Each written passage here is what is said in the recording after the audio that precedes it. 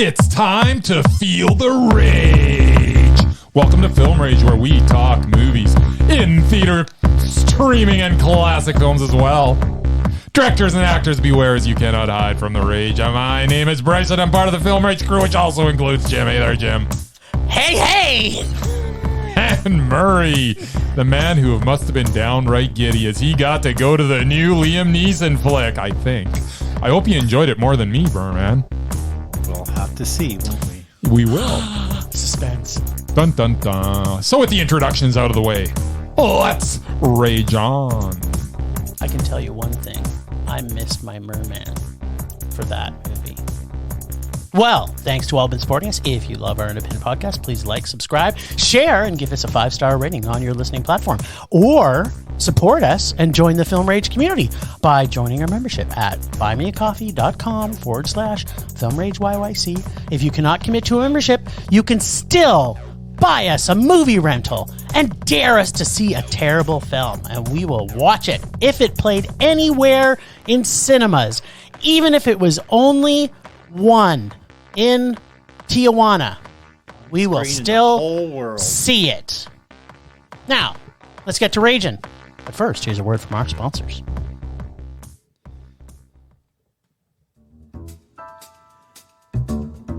Hey, Bryce, what are you doing tonight? I'm going to my favorite cinema, Canyon Meadows Cinema, to see the best second-run movies at the best price. What? How inexpensive are they? Regular price is $5, $5. Regular price is $5. Makes me hope they also serve pizza. They do, plus a lot of other great food choices. Plus, I'm planning my office Christmas party there. They can host a plethora of options for any get-together. Gaming, movie, drag show. Drag show? Now I know where I'm planning my next party. Hey, maybe you think there's a Liam Neeson or a superhero movie planned? I hope not. But maybe there'll be a great independent documentary. Sure. Call CMC at 403-670-5444 to book a special event or go online at canyonmeadowscinema.ca.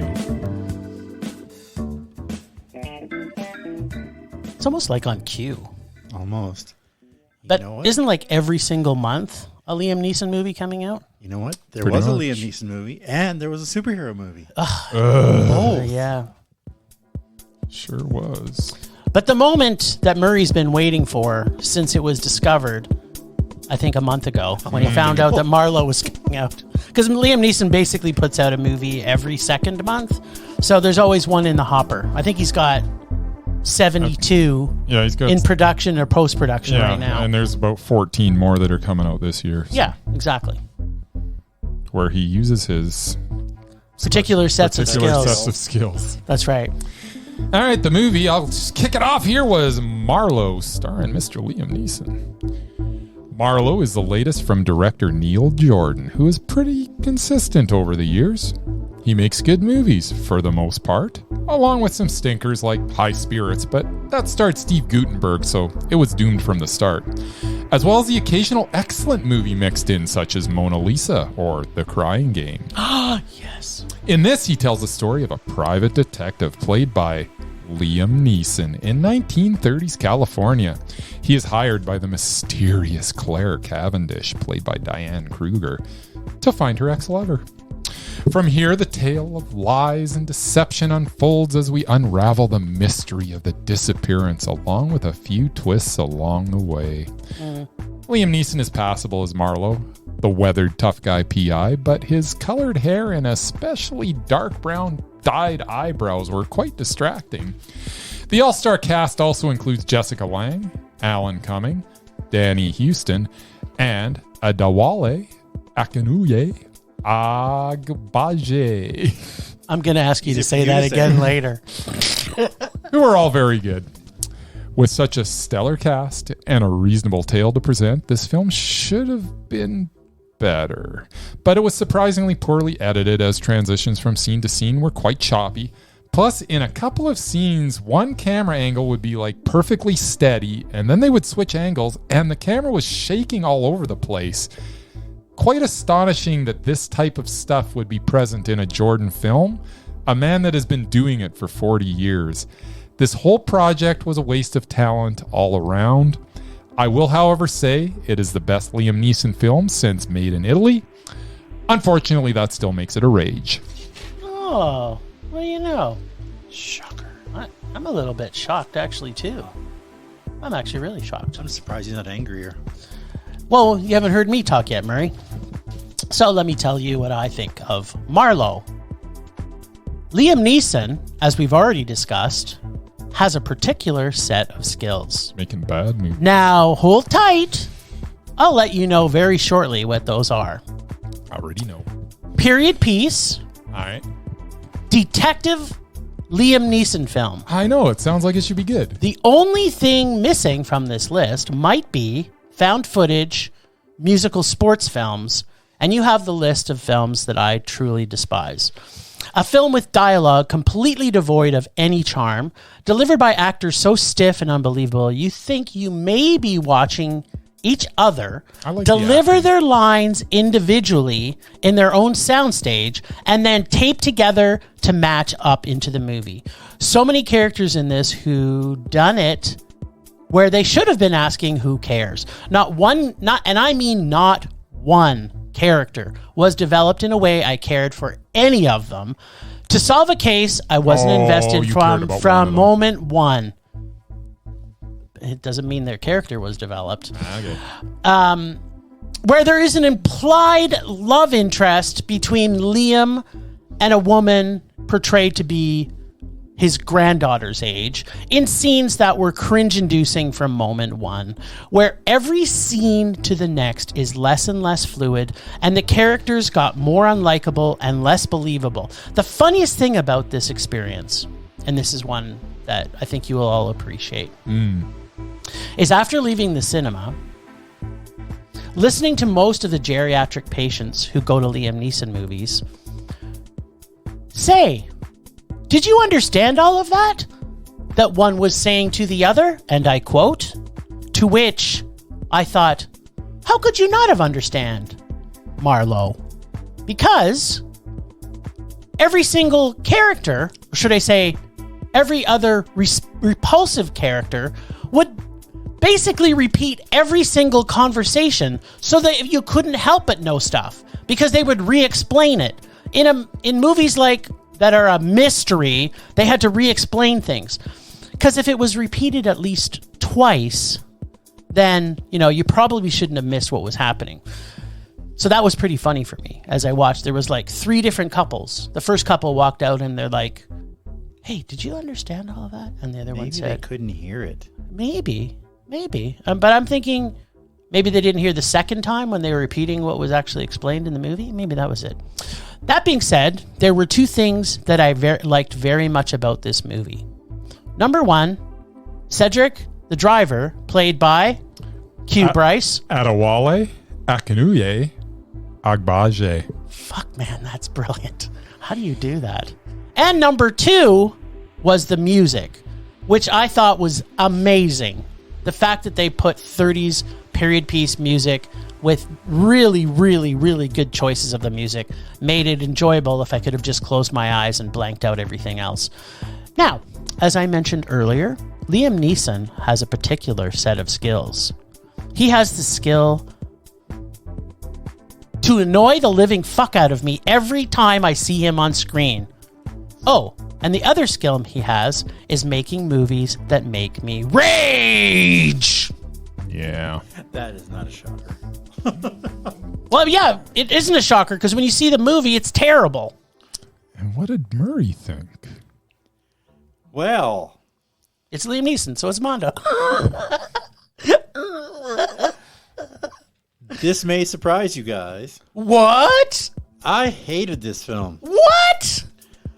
This is coming from doesn't surprise somebody me, who actually. likes Liam Neeson, Yes. likes true. detective stories, and occasionally a good period drama. Wait, okay, can we just can you stop the music, please? Just stop. No. Just stop it for a second. This is a monumental moment in film rage history. Because Murray literally, we even have in our advertising in hopes that Murray's going to get to see a Liam Neeson old man movie. Liam Neeson Exactly. So this is monumental for you, Murray. I'm not finished. I know. Wait. I'm excited for this. Sorry. I'm just saying I hated the movie. Oh. The movie. Oh, gotcha. The entire movie. Oh, perfect. This is good. So did we. Oh, Now, as I was saying, sorry. I do like the occasional detective story. I like Liam Neeson, and I like good period drama. Now, all the blame can't be put on old man Neeson. Agreed. It just can't be. In case people forgot, at one time he used to be a strong actor capable of good performances. He wasn't a bad actor from the start. I mean, just saying. You're right. Unfortunately, in his later years, he has been handed incomprehensible messes of films. And this is sadly another one. As somebody who grew up with the works of Arthur Conan Doyle, Agatha Christie, Dashiell Hammett, who did Sam Spade, Mickey Spillane, etc., I was actually looking forward to this film. I don't know a whole lot about Philip Marlowe, never read one of his books, but I expected a better story. Not surprisingly, I discovered this story was not based on an original Marlowe book. What? It was based on some crappy screenplay that somebody wrote, or book they wrote about something else. They just adapted the character, apparently. Interesting. That is interesting. Despite an obviously talented cast, They this are. was painfully boring by the numbers crime story that is so clumsy and dialogue heavy in the way it explains the details. It literally put me to sleep. Yes! In the middle of the afternoon. Maybe I was missing my nap. Instead of showing characters actually traveling from place to place, they just show up. Like when Marlowe's actually investigating, he just shows up at places. They don't show him traveling at all. I know he has a car. It was far too complicated, and it seemed like everybody in the film knew more about how to solve a crime than the actual detective did. Yeah. Like he seemed like an idiot for the whole movie. Yep. Yeah, epic fail, Mr. Neeson. This was his 100th film. Is he celebrating that, I wonder? Maybe it's time to retire. I've never heard Murray even think of this. I still love Liam Neeson, but he needs to stop making crap. It's his 100th film, but it's like his 50th in the last 3 years. That's true. Anyway, yeah, it was a rage. I hated it. And I thought I would love it. There you Yeah. Rage! Rage! Rage! Having said that, if I see a movie he's going to be in that actually looks like it might be good, I'm still going to go see it. Because you thought this was going to be good. Yeah, because I like detective stories. You do. And it's about Philip Marlowe, one of the most famous detectives in the world. I know. But apparently it's not the actual story. It's somebody made some shit up and made a movie out of it. Putting all that aside, it was just a poorly made movie by a guy that knows how to make a movie. Yeah. And that's what was most disappointing to me. Like going in, I'm like, at least this is being made by someone that knows how to make it. And just the littlest things were just like, I couldn't get over that. Like, why is this camera shaking in the hallway on one angle, and then they show it from the other direction, and the camera's perfectly still? Like, what is going on? Like, and there was no sense to it. They weren't trying to create some sort of effect. Yeah, like they weren't trying to do a found footage situation. How is this not caught in post? Or, it's like, what are you doing? No, it like, was really bad. He just slapped this together. Like, it's like he didn't care. Well, that it's like they rushed it. Like they really did. Everything about it, like I know you and I had a brief chat about this after seeing it. And you hated it more than me, but I did not like it. Yeah, but not just the fact that I hated it, but I hated everything about it except for those two items. But one of the things that, kind of, as we came out of the theater, and I'm like, I could not stand how they were talking.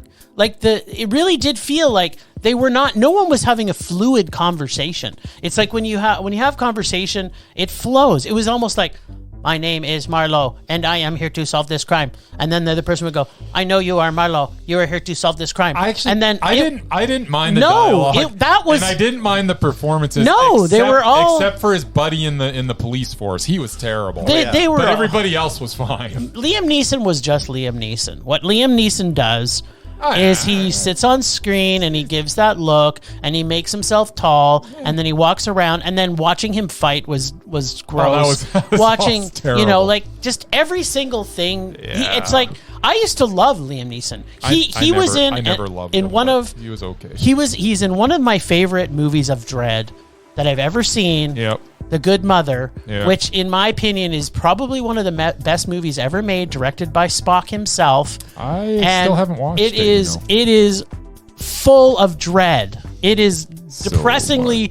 You will hate yourself and everybody that you know once you watch that movie. That is but what it I was want done from a so movie. brilliant. Exactly. Why you haven't seen this yet? I'm going to. When you see it again, I want to watch it with you because I All right. haven't seen it since I first saw it in cinemas, and it's traumatized me since that moment.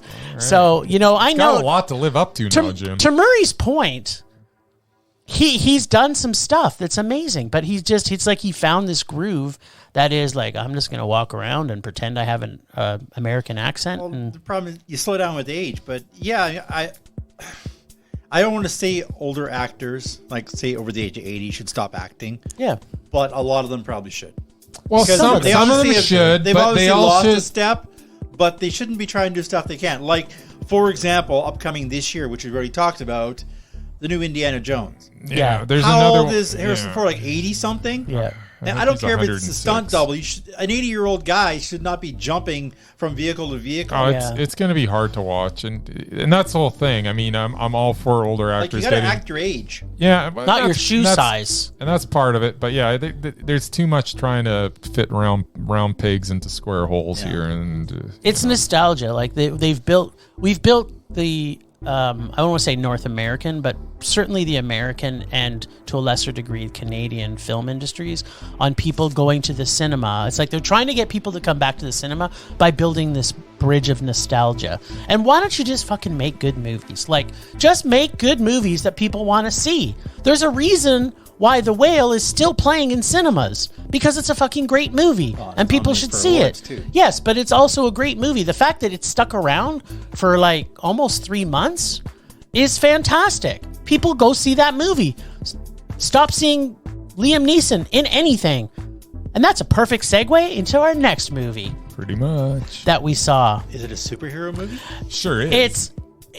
Well, that's debatable. Is it? Yes, it is a little bit debatable. Huh.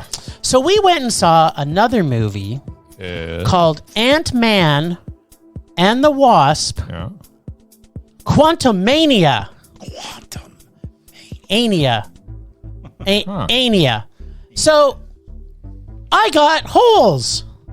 The only line of dialogue that made sense, and the only thing in this entire movie that made me laugh. That one made me laugh. Because we got Force-like powers from every single, and I'm putting quotes here, super character. The ever-popular plot of, I can't tell you anything from my time in the Quantumania realm, because then this movie would not exist. Yes. And every single thing that's superhero, and I'm putting quotes here again, this film is nonsensical, and as they conveniently forget, they have powers at sometimes. It's like, if I see another fucking superhero movie where they have unbridled power and they forget they have that power conveniently to change the story direction, I am going to scream at the fucking screen. I am so angry. Wow. Kang's character is destroying waves and waves of people with his laser hands, but has to stop and talk to Ant-Man and friends. Like, come on. That is the stupidest thing. And then he's blasting the shit out of every minor character that's there. But then he has to talk. But then he has to sit and talk to that one lady who's like the rebel leader. It's like, yeah, really? You should have blown her head off too. Like, what? Your laser hands got tired? Is this what's happening here? I believe it was his suit and they No, he was no, completely. It was coming from his wrist thing, and it got destroyed. No, because he still had it, but he wasn't hitting her. You're right. They did destroy it, and then he didn't use it. Then he used his hands to squish people against. Then he actually did hand-to-hand combat. Yeah, no, but he's doing hand-to-hand combat, but he has the power to go flip against a wall with a flick of his hand. Powers. Like, it's just one thing after another. Kang's character is just annoying. Plus, the CGI, for the most part, was horrible and looked like Darren in front of a blue screen. Oh, and then there's the whole character of Darren himself. They have an ooze that allows people to translate languages, but then they never thought that was a valuable piece of information to take a sample with them. They did. Plus, at the bar. No, they didn't take it with them. No, but they got it at the bar. Yes, I know they got it at the bar. It's all over the fucking place in this realm. But instead of collecting things that would be valuable when they go back home, let's just continue to go. Then you've got Kang and his cronies who all speak English, which makes perfect sense. Why do I think this, you're asking? And all look human. And no, it's not because the ooze was taken, because they speak English when they talk to each other. This went from one level of stupid to another. The story is predictable and unbelievable and is completely Disneyfied, because in reality, Kang would have fucking just killed them all multiple times over. The only good things in this movie was the gooey hole guy. And wait, no, that's the only thing that was good in this movie. I never thought it possible that the Disney MCU could ever make a movie that even made Bill Murray repulsive, but apparently they knew how to do that too. And this may be a surprise to everyone, because I believe this may be now on repeat for me, but superhero movies are now stupid. The MCU and Disney have no originality whatsoever. They don't even know what franchise they're doing anymore, because there was so many Star Wars universe flows from this going back and forth into the MCU and vice versa now. It's just one big ugly mess of Disney Plus TV forced down our throats on nauseum.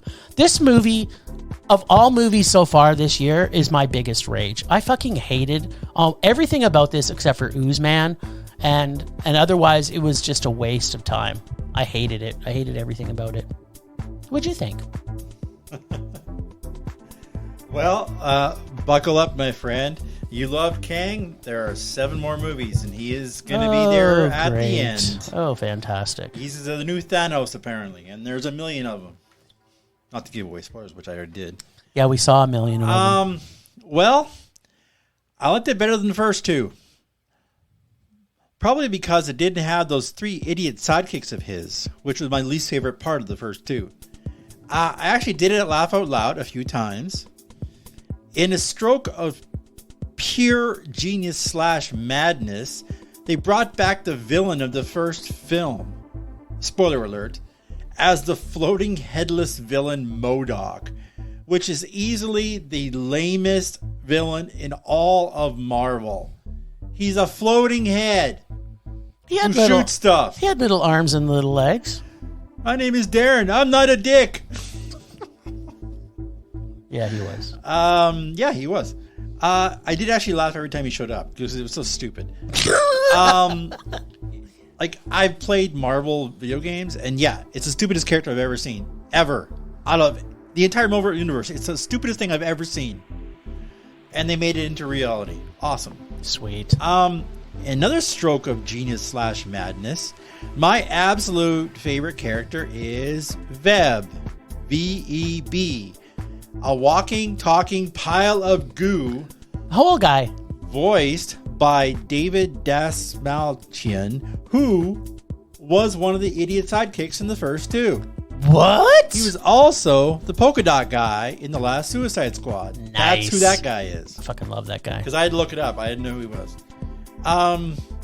Laughed my ass off at every scene he was in.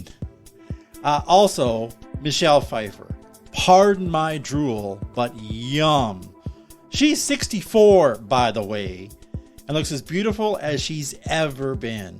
Do you not think anything of that was CGI, though, Murray? I'm sure it is. I don't care. Okay, there you go. I've seen real pictures of her. There's not CGI, and she's still gorgeous. Okay, good.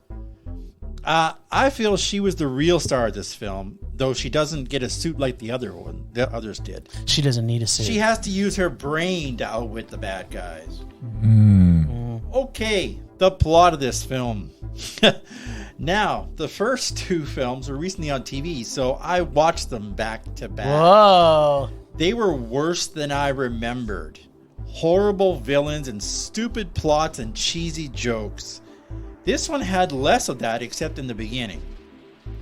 Once they got pulled into the realm, the action picked up and the wisecracking pretty much went away. As other people have remarked, it looked like a Star Wars planet or possibly an Avatar Didn't planet. I just say that? Oh, did you? I didn't hear you. There were walking buildings with arms, a guy with a broccoli head, and a walking pile of goo with no holes, named Veb. And yes, giant ants that somehow got sucked into the realm along with the rest of them. Of course, the plot of this film is really unimportant as it serves only one purpose. To introduce the big bad Marvel bully Kang the Conqueror, who is the new Thanos. Except apparently he has Jedi-like powers that can see alternate realities and timelines. There are going to be about 8 or 9 more of these films with him, so you better get used to him. It was a thrill ride with a dumb plot, but it's still a meh. All right. Bryce, what do you think? You usually think superhero movies are meh. Well, I used to. Ant-Man and the Wasp was another Marvel CGI festival of crap. It feels like Marvel is phoning it in at this point. Kang is introduced in this one, and apparently he is the all-powerful villain that the Avengers will eventually have to deal with. For someone that will be the focus of presumably many Marvel films going forward, he seems extremely underwritten. We know he is angry, and he wants to get out of the quantum realm. But that's about it. He is not particularly menacing, and that has a lot to do with where Marvel is at these days. If this is a man to be feared, show me why we should fear him. I thought overall this film made him look very beatable. I mean, if Ant-Man can pretty much best him, I would imagine the whole Avengers crew should have no problem at all. So if this was supposed to get me excited for the next chapter in the Marvel Universe, it has failed miserably. Heck, if this was even just supposed to entertain me, failed at that as well. Chaotic CGI battles seem to be the conclusion of every Marvel film, and they all fail to do anything but make me a little motion sick, and this was no exception. Superhero movies used to be meh to me, but as of late, they cannot even live up to that low bar, as they continue to follow the same formula to exponentially diminishing returns. I used to say, if it was a superhero movie, it was meh, but more often than not now, that phrase has been replaced with, it was a superhero movie, so it was a rage.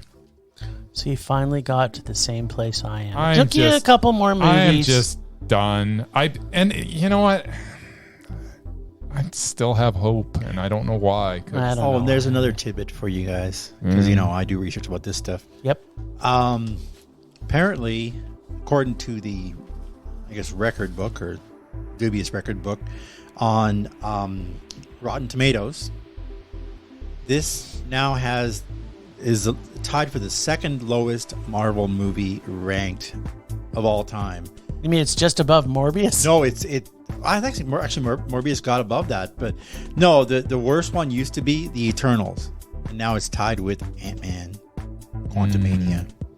So, but you still got higher grades by the actual, film goers. I'm talking about critics here. Yeah. Hated it, but I just kept feeling, they just kept moving from one scene to the next with no connection to anything, and it was just, was, the whole thing was to introduce this Kang, and they had Kang get beat by Ant-Man. So who frickin' cares about Kang?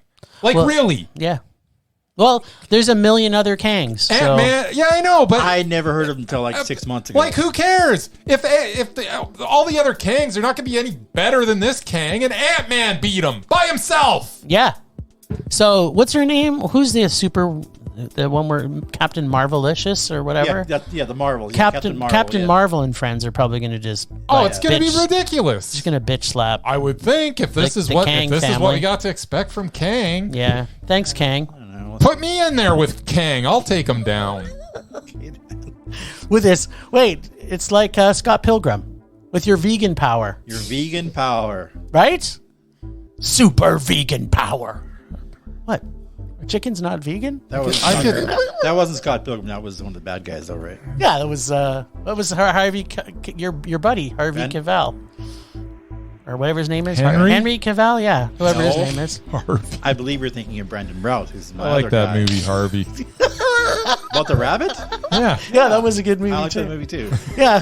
Why are we talking about that? I know. I was in the play, FYI. There you go. Do we have a copy of that somewhere that No. Bryce and I could watch? It was not television. Oh, It's not recorded. So apparently, thank you, Bryce. That was exactly what we needed. All right. Guess what I'm going to talk about? Superhero movies. Liam Neeson. Oh, Excellent. Okay. Marlowe sucked. It wasn't all Liam Neeson's fault, but he's the star, so he gets it with both barrels. After that disappointing movie, I went home. Guess what was on TV that night? I don't know. Darkman. I love Darkman. Oh, Darkman. That's when Liam Neeson could act. Surprisingly, I hadn't seen it. What? At You haven't seen least Darkman? Not all of it. Wow. Wow. So I figured, what the hell? Indeed. Young Liam Neeson, young Frances McDormand, Sam Raimi? that creepy dude from LA Law, Yeah. directed by Sam Raimi. Yeah. This is before Raimi and his team did the first Spider-Man. So this is his first foray into the superhero genre. Indeed. And it was totally 80s, even though it was made in 1990. Totally 80s. I thought I would like it more. What? What? Maybe 30 years ago I would have. What? Neeson and McDormand were good. Everybody else was bad. Like cheesy 80s villain bad. That's why it's That's why it's good. Other than making temporary masks to look like other people, Darkman didn't really seem to have any other powers. Correct. The doctor said he had a lot of rage, he felt no pain, That and he was too, yeah. supposed to have superhuman strength. Yep. You would think he would use that to his advantage. Doesn't he? Unfortunately, no, he doesn't. Not till the end. Oh. Unfortunately, this movie was a lot of Neeson moping around and yelling at his cat. Yes. Yes. I was also disappointed by He was the going lack- through some stuff, man. Yeah, whatever. He was I raging. was also disappointed by the lack of law enforcement in this movie. I never saw one goddamn cop in the whole movie. They're shooting up the streets in Chinatown and there isn't any cops around. I'm sure someone called them. It takes a while to get After- there. Yeah. That was the 80s. The cops usually took a 14 minutes to get Sure. places. Yeah, the bad guys basically opened fire in Chinatown in the middle of downtown and in a helicopter. And yeah, nothing. Where the hell were the cops? I know it was the 80s, but come on. As much as I tried to enjoy this film, there just wasn't enough action to satisfy the superhero fan in me. Oh. And I thought it had a pretty weak story. But it's Sam Raimi and Liam Neeson. So it's just a disappointing meh for me. But Can you do that sound again? I Bryce? finally got to see it. What? Oh. No, not that. Well, that was good. But- Wah, wah, yeah, wah. there you go. That's too bad. I don't know. Like I said, if I'd seen it 30 years ago, I probably would have liked it. I mean, I remember watching trailers for it at the video store I worked at because it played like every 10 minutes. Yep. But I never actually saw the whole movie. Mm. Mainly because I hated that guy from LA Law. Oh, well, that's probably why. I did find out something interesting, How though. can you hate that guy from LA Law? Douchebag. Wasn't he like Dr. Giggles too? Yes. Yeah. What is it? Something Drake. Something. Yeah, like Larry that. Drake. Larry Yeah. Drake. Yeah. Yeah. I like Larry Larry Drake. knows everybody on television. Larry Drake's great. What are you talking about? I don't think so. Anyway, I did Dr. find... Giggles was great. Whatever. If it was a horror movie, I wouldn't like. Dr. Giggles is great. Yeah, apparently, two interesting facts. Yes. Bill Paxton was up for the role. Oh. but he's friends with Liam Neeson. Oh. He made the mistake of telling Liam Neeson about the audition. Oh. Liam Neeson snaked that role away from him. And now they're not friends. Well, not for a while. Well, Paxton's dead, but yeah, they weren't friends. Paxton's dead? Like 10 years ago. Really? Yes. I met him and then he died like 2 years later. Oh, no. Are you the reason he's dead? No. Okay. I didn't give him COVID or anything. It was just like, How did I not know this? I don't know. Because he Anyway. was on TV for the last 10 years. so this ruined their friendship. Oh. The other thing is Raimi wanted his BFF, Bruce Campbell, in the role. Studio kiboshed it? Didn't feel it was right. But, as you might remember, he is still in the movie. Of course I he's in do the remember, movie. yes. So there you go. Murray, Yeah, sometimes when you it don't was bring the alright. joy, you still bring the It was joy. all right. Okay. Liam Neeson. Temperature rising. Vision blurring. Rage taking over.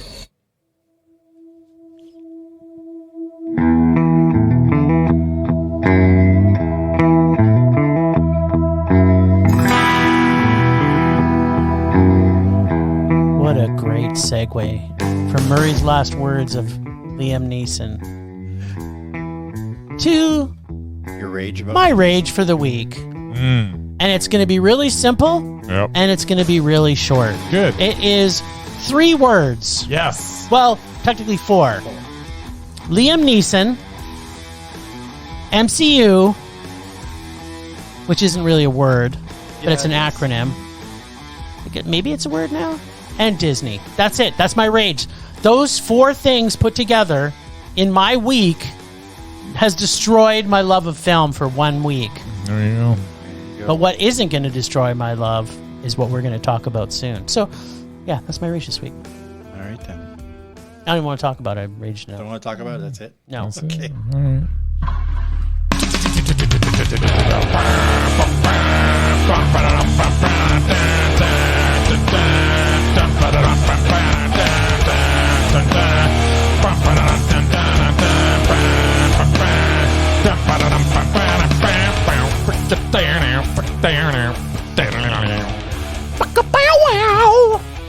All right, my rage this week is no surprise.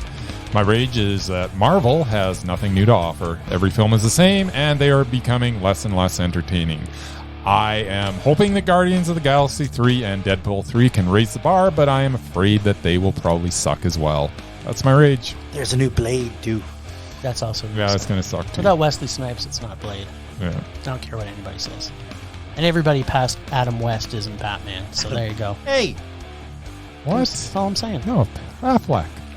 Adam West. That's it. Yeah. That's the only Batman. Ben Affleck was Batman. Yeah, you just proved my point. No, Thank you. He was He's Bruce the Wayne. finest Batman He was ever. Bruce Wayne. You've literally just proved my point. I think I just said that. I don't know what you're talking about. Rage subsiding. Pulse slowing. Anger fading. All right. The lists. The list. So, for those of you who are picking us up for the first time, go to our website, filmrageyyc.com, and check out our page called The Lists. There is 4 sections. There is mesmerizing, there is repulsive, there is doubted, and there is undoubted. And we have been trying to work people off our mesmerized list because we just truly do not believe that there should be this many people who are mesmerizing. So, Murray charged us last week with the movie Buffalo Soldiers, starring Joaquin Phoenix and also starring Idris Elba. And I believe Bryce has a lot to say about this, so I'm going to let you just spooge all over the I don't know that airwaves. much. But here's the thing. It's Joaquin Phoenix versus Idris Elba. Obviously, no research was put into this because Idris Elba has exactly 4 lines. Idris Elba as Kimborough says, "Get your effing hands in the air. Drop the effing weapon. Don't make another move. we got some resistance, but nothing we can't handle. So he was, how long did it take me to say all that? That was how 30 long he was in seconds. no, it didn't take 30 seconds. It took about 12. So I'm sorry, but if we're going to have Mesmerized Offs, we need to think about one thing. You got two people in the script. Take a look at where they are put in the cast. Yeah. If they are not within 3 of each other, so if one has got top billing and the other one's 47 down the list, then no, it's not going to be a fair Mesmerized Off. Well, the challenge is it depends on how you sort your IMDb page. Because if you sort it by popularity, Idris Elba might be number 3.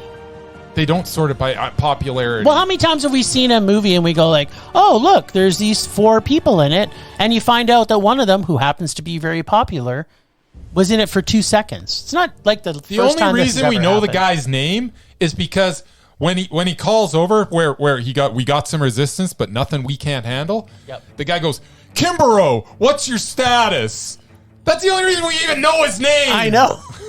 It's true. But he did have a name in the credits. So, I 100% agree with you. As I was watching this, I kept, where's Idris Elba? Yeah, Where's we Idris Elba? literally had. Where's Idris Elba? I think it was like an hour and 50-minute movie, and we literally had to wait until an hour and 46 minutes in before we saw Idris Elba for 2 seconds, then 4 seconds, then 3 seconds. If only he was in it for 5 whole minutes, it would have made a difference. Anyway, Murray, I'm not blaming you. I am. Well, unlike Mr. Hollingsworth, I haven't seen every movie that's been It's put out true. since He the dawn hasn't. of time. Yeah. And you know what? Especially there's Joaquin nothing. Phoenix movies, because I hate them. Yeah, that's true. Having said this, I enjoyed watching this again. There was Well, I have another one. I enjoyed it more than I thought I would. He's in for more than 5 minutes this time. Idris Elba and No, Joaquin Phoenix? No, somebody else. All right. Oh, please tell us. All right, go ahead. Let's And lay it on me. he is 2 over from the star. There you go, Perfect. Bryce Hollingsworth. Thank you. And you're gonna love this one. I love it already. Look at my smile on my face. Okay. Ghost Rider. Oh, stop. Yes. Spirit No. of Vengeance. Nice. Not even the first one? Nicolas Cage and Idris Elba. Look, they are 2 apart. He's in there more than 5 minutes, I guarantee you. So there. This is awesome. I don't want to watch And Nicolas this. Cage is your boy. So I there. do. You're welcome. I love this movie. I can't wait to watch it. For This is crying. going to be like Gone in 60 Seconds for me. Is There you go. Nicolas Cage really still on the Mesmerized list? Yeah, he Yes. is. He hasn't been pulled off yet. This Most might of the be time, week. it's your fault. This But, might be the you time. know, I'm just saying. I would rather have Idris Elba be gone out of the last couple movies he's put out. Whatever. It's not the movie. He's been good. He's still good in them. What are you talking about? He was in the one with Tilda Swinton, 1,000. 2,000 Years Along. Yeah. Never saw it. Yeah, and I thought he was better than her, so she would have been off twice if it was my. There you go. There you go. Yeah, well, it doesn't matter because If she's they- not on neither because one you of- had me watch that crap Constantine. Yes, Constantine, the fantastic Constantine. Where she makes one bad decision in her whole freaking career, Yes. and now she's not on the Mesmerized list. You know what you need to do, perhaps this weekend, to cheer yourself up a little bit that you've built so much rage up over have a this Tilda episode, marathon. is you should probably watch some Kelsey Grammer. And on There that you go. note, it's a perfect segue. I think we might have to, actually. Are we still talking about the list? I think that's pretty good. So Well, I would like to revisit one thing real quick. Okay, let's visit it. Can you pull up Liam Neeson one more time, and can we get an honest review from Murray on them now that, because there's a new Murray around now. There is it's a new not a Murray. that's all love and puppies and rainbows and You stuff. want me to rate Now I want his you to go last back and few look at it again, movies? because he is definitely freaking doubted, and you're the reason why he's not on the doubted list. I don't really care what list he's on. You can do whatever you want. Yeah, but if you You're give the reason he's not on it. he keeps giving Maz out to Liam Neeson. Yeah, He lo- most of them are. But I I enjoy think you gave this last one a rage. Yeah. And I think if you look back and are honest, because I don't think you were before you wanted to be no, nice guy. I think I was. I don't know. There's a new Murray in town, and he's And a his little name more. is Reggie Hammond. Oh no, that's not and it. he hands out the rage like he never did. Yeah, you give before. out a lot of rage candy these days, Mur. Memory, I didn't mind. Oh. Okay, well, we can't go. Okay, We can't fine. go. I don't care. We can't go Blacklight past at it. night. I didn't see Just the, stop. I didn't see Okay, the I ice road. I'm upset See, that but- we're having this See, conversation. but if we're gonna have that type of conversation, then Murray and I should ask you. Yes. Really, we should be putting Affleck. We should be putting Thank Ben you. Affleck on the repulsive list. How is that possible? He's Literally I'm he's the repulsive. finest the actor sight of of mine or He's- anybody else's generation. He's literally repulsive in He's everything. literally he the says. best actor working He doesn't today. even have He's- to open he- his mouth. Just the sight of him makes me Yeah, his repulsed. pouty little face. I don't understand what Thank we're God even he talking- wore the Batman mask to cover it up. understand that you guys are trying to be entertaining by No. saying stuff that you know No. isn't true. We're saying but that's cool. You the do your truth- little shtick. the you truth guys can hurts. do your shtick. truth hurts. Fact of the matter is that Ben Affleck is the finest actor of mine or anybody And else's you will never generation. get Liam Neeson on any list. There you go. Well, I'm digging maybe. my Well, heels you can't in. be spiteful like that. Well, you can't either. yeah. I'm not Liam- being Liam Neeson spiteful. does- I'm Well, giving the fact. Ben You know Affleck what? doesn't make I gold. think He somebody doesn't- hit Bryce with a Ben Affleck stick or something Apparently. at one point and knocked his brain loose. Is that what happened?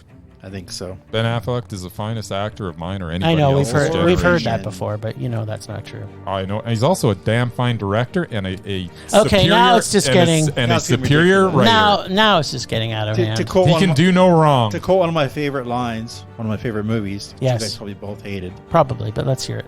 opinions vary. Actually, that's a good line. Said by Dalton. There you in go. Roadhouse. Nice. That movie was awful. That was god awful. All right. Moving on.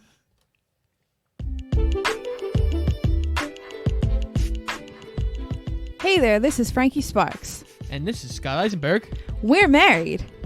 and we have a podcast called Shoot the Flick. Every week, Scott and I introduce each other to a new movie the other one has never seen. We talk about it, give our thoughts on it, and also share some behind-the-scenes fun facts. We want you guys to come along and enjoy the movies with us. Check us out on Instagram and Twitter at Shoot the Flick, and check out our weekly episodes every single Wednesday on iTunes, Spotify, Google Podcasts, iHeartRadio, and pretty much anywhere else you can find a podcast.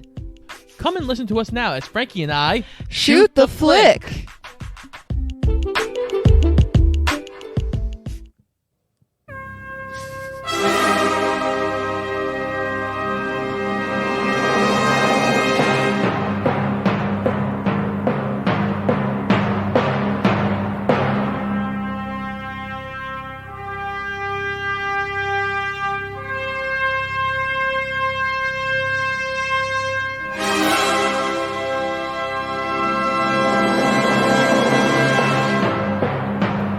Dear listeners, the moment we have all been waiting for has finally happened. Last week, Bryce pulled the coveted dare of death when he finally spun the movie version of Russian Roulette, choosing High School Musical 3. We know our friends over at the Shoot the Flick, Scott and Frankie, will be very, very excited. If you didn't know, they started this entire journey when they invited the boys on to watch High School Musical 2. And apparently the boys thought there could not be a worse film than number 2. This week, as a reward for Shoot the Flick, and as a consolation prize for Jim, we have asked them to dare Jim to see a film from their bag of torturous Frankie Sparks and Scott Eisenberg Disney Crapfest rage films. Maybe Jim's prize isn't going to be as great as he thinks. Wink, wink. Well, if it wasn't me, I am happy to see good friends finally destroy Bryce. I was so very, very close last year. You haven't seen the last of me, Bryce. I'm not going anywhere. He's so crazy. I fucking love Casey. Well, isn't this a super, super surprise? Before we let Bryce talk about what we lovingly have been calling Death by High School Musical 3, we have two very special guests joining us. For the first time ever in Film Rage history, in our Rage or Dare segment, we have the fabulous Frankie and Scott from the podcast Shoot the Flick. Welcome, you two. Hey, Yay! it's great to be on. Yeah. Especially for this. I'm Yes. so excited. For this. Now, can you... I've been looking forward to this like all week. Yeah. I'm so... I'm I so have excited. been... I have been too, actually, to be quite honest. Tell us, Bryce and I were on your show back last August. And this Death by High School Musical 3 has been our random dare since August. So we have Scott and Frankie to thank for this. Tell us a little bit about yourselves and our listeners, for that matter. Well, I'm Frankie, and the big guy over here is Scott. Hi, everybody. And we are a married couple who like to shoot the shit about movies. And we have a podcast called Shoot the Flick, where we introduce each other to a new movie every week. And we have fun doing so. And yes, last August, I introduced both my husband and these fine gentlemen here to High School Musical 2. And it broke all of their minds, and I felt very powerful. It's very funny because when we did that episode, just to go off on a tangent, both Tiny tangent. both Bryce and Jim were like, "We will never watch the third one." Never. I don't know.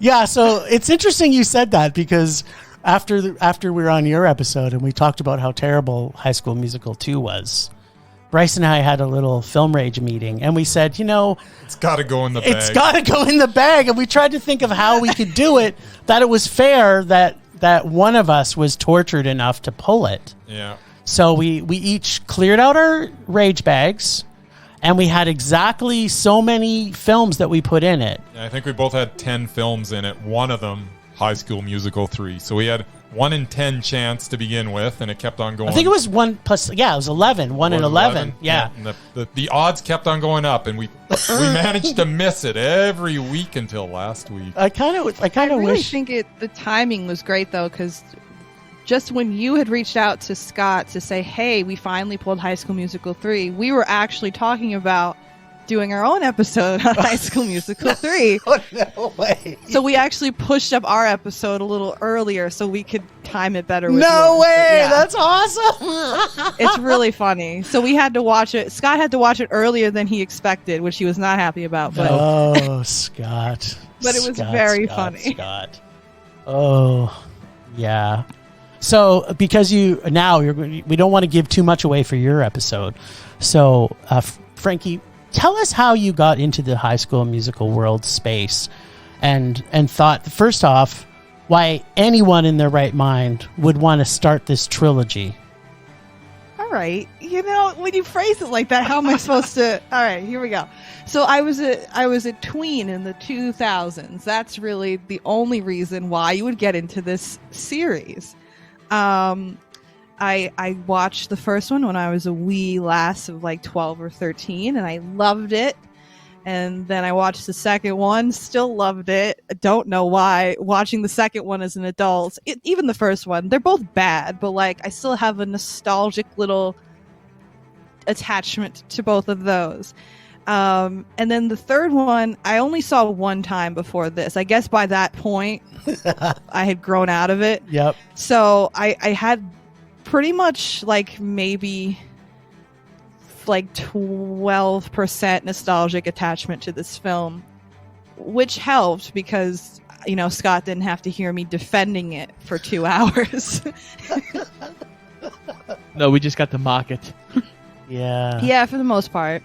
So you Although did. it wasn't funny bad like High School Musical 2. High School Musical 2 is funny bad, I feel like. This is just bad. Well, I think that's debatable. I think that absolutely that's debatable. So the most important question I had is, because being a tween, obviously seeing this and starting that journey, did you have moisture in your nether regions for Zac Efron back in your tweens? Is that what kind of was that your first? Hurting now, so that question wasn't as creepy, I guess. Maybe. I mean, I was very into Zac Efron and his swoopy hair at that time. Mind you, also, this was around the time that I met Scott in late middle school, high Oh, school. so Scott and he benefited. also just happens to be a sports football guy and a theater nerd. So he was like the Zac Efron of my high school in my mind. I don't know. But yeah, that was the whole thing, I guess. Scott, you benefited from Frankie's love of Zac Efron. Yeah, you should be thanking Zac Efron and his swoopy hair. Yeah, Yes. you should. Oh, the swoopy hair. And his terrible music numbers. Nice. Well, is there anything you'd like to prepare Bryce with before we have him tell us in full detail his thoughts on High School Musical 3? We'd just like to give Bryce an apology. We're sorry. I don't apologize at all. I don't at all. All right. I'm so excited. I see your notes. Oh, I got I'm notes. excited. All right. Here we go. Wait, just a Apparently, sec. people have been waiting for Just this. wait. Yes. Yay! All right. Like literally, yay! I'm like smiling ear to ear right now. High Oh, School God. Musical 3, Senior Year, takes us back to East High, where we reunite with Troy, Gabriella, Ryan, Sharpay, Chad, and Taylor as they get ready for not only prom, but the big spring musical extravaganza. So many questions arise as you watch this. Will Troy and Gabriella find a way to stay together? Will Chad finally ask Taylor to the prom? Will Sharpay step on her brother again and get what she wants? Will Troy choose basketball or theater? Will Gabriella choose her future or some high school loser? Will Ryan actually come out or will he stay in the closet? All of these questions are answered and more in this 1 hour and 52-minute movie of endless power ballads and generic spoiled rich kids. I wanted every character in this to fail. I hate them all. The unfortunate thing is, none of them fail. They all get a syrupy, sweet, happy ending that has me wishing that this preteen-fueled juggernaut never got the green light in the first place. I mean, really, Troy doesn't have to make any choice, but still gets everything his heart desires. He gets the girl. He gets to take theater at college, and he gets to play college ball. So what was the point of building this up as Troy having to make some big life decisions when in the end he gets everything he wants and no sacrifice has to be made? That is so much like real life. I hate you, Troy, and I hope you fail miserably in college and drop out, at which point Gabriella will dump you, and you can go back to Albuquerque where you can perform hand jobs for cash. Still, I will say that this was better than High School Musical 2, which I was forced to endure last year. Thanks, guys. But that still makes this an unbelievable, I hope you rot in hell, Troy, rage. I think I have some moisture in my nether regions now. That was that was pretty delicious. That was intense. So wait, to clarify, because I wasn't sure if I heard. Did you like this better than High School Musical 2? Yeah, Yeah, he I did. did. It's more tolerable. Yeah, and it was still made me do this. Wow, I was not expecting that. Okay, cool. Yeah, no, yeah. I. So you want to hear the funny thing is, like, we've been, we are brothers in rage. By the way, me liking it better than High School Musical 2 doesn't mean that High School Musical 2 had any redeeming qualities whatsoever. I get it. It's a very low bar. And doesn't mean that this it's one on did the either. floor. There's It's just- underground. I got it. So the funniest things that our listeners will know, and it's not very often that we do this for each other, but because this has been part of our life since August, I couldn't let Bryce watch this alone, so I got to come over and watch it at his place as he watched it. I just want to note for the people, I'm crying right now. I'm actually crying. It's like, what are we teaching the kids today? I mean, really? I mean, He gets Disney, though. Are we everything, surprised? and he has to sacrifice nothing. What Right. lesson is in this? White privilege. Oh my God! You Yeah, like, you're right. preach on, absolutely. sister. That's As- exactly what this message taught. Brought to you by As- White Privilege. Brought to you by Disney. As such a big fan of you guys, that rant might replace the Theodore Rex rant as my favorite rant. Theodore Rex rant was good too, and that was all your fault, Scott. Yeah, that Really, was. you shouldn't have us on anymore. We caused you guys great. No. You know what? It's funny that Casey actually has he literally broke Bryce last year. So God. it was the amount of evil remakes from Casey's bag that we hit, and he hit a wall. Just gave us remake after remake after remake, and they just kept on getting worse. And I was broken. Yep. It was. Oh, I can 100% guarantee if there was a High School Musical 4, except for that wouldn't make any sense because they graduated. But if they made a University Musical 1, that I think it could have destroyed Bryce. oh man. We were talking about that when we rewatched it. We were like, what if they did like a High School Musical reunion, like a 10-year reunion? Or it seemed like with the new Troy guy in the movie and the new Sharpay girl, which I didn't know their actual names. I just called them New Troy and New Sharpay.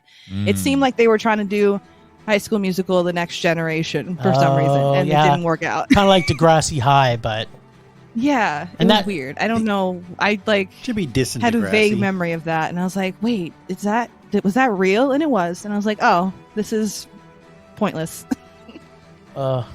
you know what? I wish you both luck when you put out High School Musical 3. Are you putting that out tomorrow? Not the same week. No. We got some stuff. We got like 2 or so weeks. Yeah, we're gonna build up to this. Oh, shit, nice. baby. All right.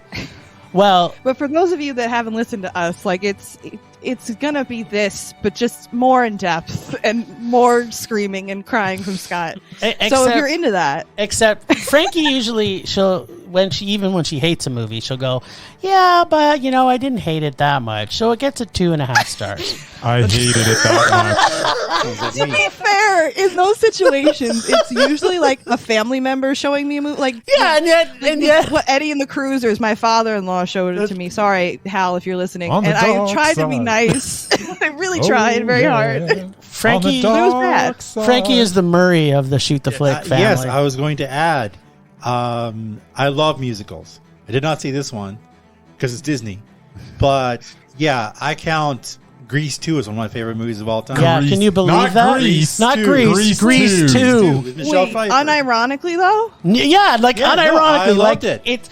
but even Wait. worse than that, That's Wait, Murray. wait. even worse than that, he also liked what's that skating movie again? Oh, the Cutting cutting Edge? edge. The Cutting That was Edge. a good movie. Stop. Too Oh, the big. cutting. I thought you were going to say Xanadu. I was going to hang He out. also Xanadu. likes it. Cutting Edge in, like, I like the 20 musical years. number. That was about it. The rest of the movie was terrible. But I like musicals. it had Olivia Newton-John. But Grease 2, though? Yeah. That's Yeah. like... Yeah. And you know what? Okay. Now I mean, you I'm see not what we're judging. dealing with. This is a I like perfectly Moulin good. Rouge, This is a but, like, perfectly good I love Moulin segue, Rouge, by too. the way. Yeah. Grease 2. See what we have to deal with, you two. So this is a perfect segue, is because now you're going to tell our listeners. Should I have actually lucked out and pulled that from the bag? Because are what they're going to get me to watch this time? By the way, worse? Okay. I'm not watching it with you. Yeah, but it's gonna. I don't care what it is. It's kind of like do that sound again. Wah, wah, Yeah, wah. it could be that, but we'll find out. So, Jim, I want you to pick either door A or door B. Oh, God. That's what we're doing Deal today? or no Yes. deal. Haven't we tortured them Oh. enough? A little bit, yes. Oh, Door A is a movie that was only released in 4 theaters. I don't subscribe to it. I Intriguing. think we should just I serve them kinda- their medicine, but Scott's more of a torturer type. Yes. Okay. And Door B is a movie that was actually theatrically released and by many is considered one of the worst movies of all time. but that's sometimes good. Can be. I'm gonna go for I'm gonna go for door number A, Alex. Door A. Wait, What is door A? 4 theaters are... Door A is Birdemic, Shock and Terror. Birdemic, shock, and terror. Sounds recent. Yeah, Have you guys ever heard of that? actually, I think that actually I has. have. Yeah. Yeah, I have. Sure. I think it might be on Amazon. So that's obviously a I challenge think too. so. If it's only pretty been much anywhere. because One of those. there was a Birdemic, but maybe I didn't know it had the shock and terror. involved There are with it. 3 of them. Ah, That's you don't why. have to watch all of them. Yeah. just, well, just shock and terror. I won't be watching all. I've seen 2 of them. Now, where the fuck did Birdemic come from? And All I can what think 4 about- theaters did it play? Yeah. I didn't know that till today. I to be honest. I was like, oh, let me look up theatrically released movies that I rated, and it was like, oh, it was released in L.A., New York, like San Antonio, and somewhere else Probably Calgary. on like a weird little tour. All I can think Okay, about now James is Wen. what's behind door B? What did he miss out on? Oh no, they're going to save that for you another What? day. Door No, B no. would have been Master of Disguise. I love Oh, Master in Disguise. Carvey. Get the cheese. Who wants the cheese? I actually Who wants the cheese? think that might have already come up. No, it hasn't. You can put 'cause, them both in. that would have been a I Mondo didn't see it for on me. your website, so that's Put why. them both in That the would have bag. been that would have been Mondo for me That's actually. what I love Master turtle, of Disguise. turtle. It doesn't hold I'm up, not Jim. turtle enough for the Turtle Club. I watched that movie a lot as a kid. It I'm does not hold turtle up. enough for the Turtle Club. Oh no. Turtle. All right, Birdemic. Yeah, I think I might just watch that this weekend anyway. I think I own I own have the it on VHS DVD. copy of it. Whoa. Well, this has been like we have to have you guys come on for a full episode sometime. Yeah. And but you have to go to the cinema. Oh, we would definitely go to the cinema. We You just like gotta let going us to know. the cinema. Or You just need a list. if we have a special like horror episode where we watch, I think even for Krampus next year, Bryce is controlling the Krampus films next year because I fucked it up so badly this year. I don't know about that. What else is new? Well, I'm glad you're going to Always come back. down. Thank you for joining us. Why don't you tell all of our listeners where they can find you everywhere? Well, you can find Shoot the Flick wherever podcasts are podcasted. iTunes, Spotify, Google Podcasts, iHeartRadio, all those places. We release episodes almost every Wednesday, but there is plenty of both fun movies and ragerific movies to peruse, including High School Musical 2 with our friends here from Film Rage. So feel free to check that out. And also High School Musical 1 and soon High School Musical 3. Outstanding. And that's it. You can book it. Sharpay has a spin-off movie, but we're not doing that. In case you were wondering. I refuse. Deservedly so. I refuse. I don't want to watch that shit. That door is clothing. Yeah. Well, I guess that makes this a bookended ending. So, Murray, All right. what do you got to say for yourself? None. I'm glad I didn't have to watch it. But that's all, folks. Wow. Thanks, Ragers, for listening. Thanks to the extended Film Rage family, who you can find in our show notes. Thank you for Scott and Frankie from Shoot the Flick.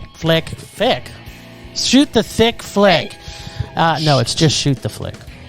Thanks to our best love and god of rage, Casey the nerdy photographer, the voice of Rage or Dare. Find us on social media everywhere at Film Rage YYC. Check out everything Film Rage at filmrageyyc.com, including our merch site for Redbubble and TeePublic. We're always wanting to make this a raging blast for all listeners, so please comment, like, and subscribe, and send us emails to filmragecalgary@gmail.com. Dare us to see terrible movies to fuel our rage, but no matter what you do, please, pretty please, make us rage. That's it for this week. Rage on! Rage on.